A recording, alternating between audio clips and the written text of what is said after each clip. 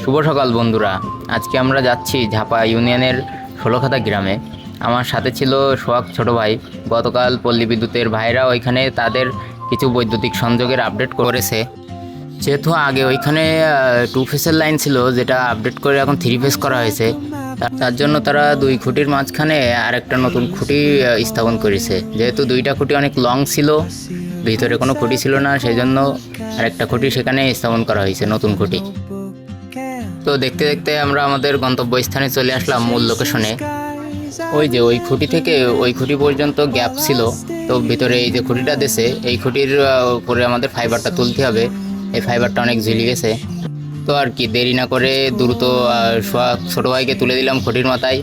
সে খুঁটির মাথায় উঠে অপটিক্যাল ফাইবারটা টেনশন দিচ্ছে। যেহেতু অপটিক্যাল ফাইবারটা সে হাতে পাচ্ছিল না, তাই আমি আবার একটা বাড়ি দিয়ে তার হাতে পৌঁছে দিই।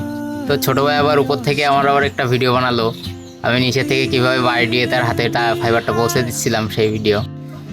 তো ছোটো ভাই উপর থেকে কাজটা কমপ্লিট করলো, করার পরে আমরা চলে আসছিলাম। আজকের মতো এইটুকুই, সাথে থাকবেন আরও নতুন কিছু দেখার জন্য।